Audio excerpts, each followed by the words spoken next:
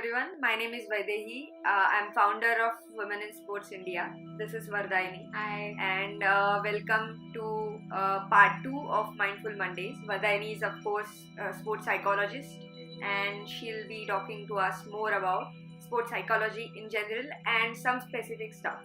So, today we'll be talking about one of the C's that we discussed last time, that is commitment.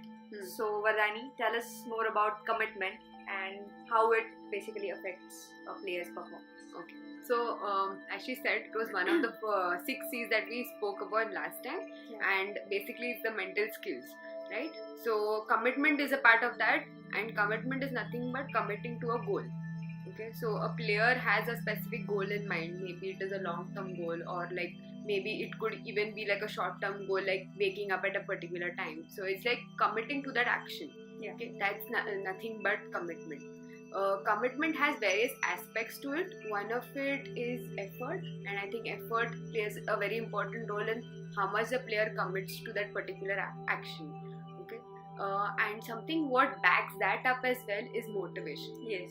Okay, so yeah, I think motivation is very important. Yes, Yeah. absolutely. And more so important, motivation should be very internal.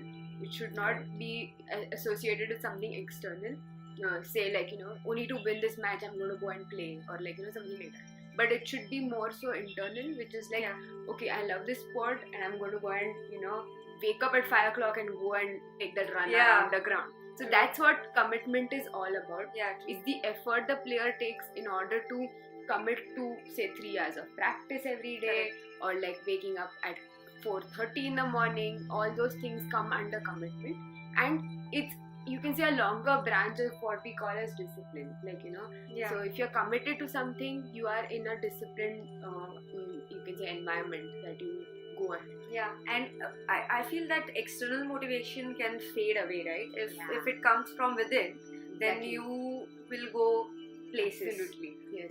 You will commit, you will wake up at 5 o'clock, 4:30 if required, and you will give 3 hours of training. 100%. Yeah, what we call exactly. more than 100%. Yeah. I Because believe that too. external is only like, very tangible, or like, say a reward based system of motivation, whereas internal is more, the thing what is required. Yeah, like you push satisfy what is yourself, required. basically. Exactly. Yes. So, what sort of pressures do players, feel or go through, and how that pressure affects the commitment in general? So I think in general players go through a lot of pressure related to sport and not related to sport, and all these things definitely affect the commitment. So for example, if there's pressure to perform at a particular competition, which is say a couple of weeks away, the player may make changes in his or her schedule, which can affect the performance as well as how the output is going to be in that particular competition.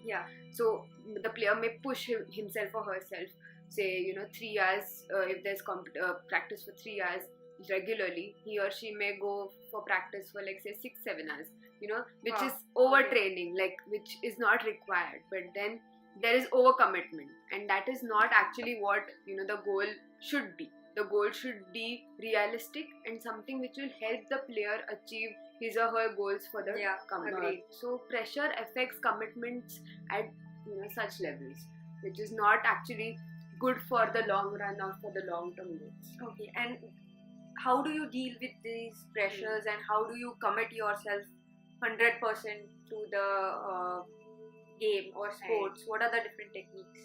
So like now we spoke about goal, and I think goal setting is one of the most important techniques we use as sports psychologists.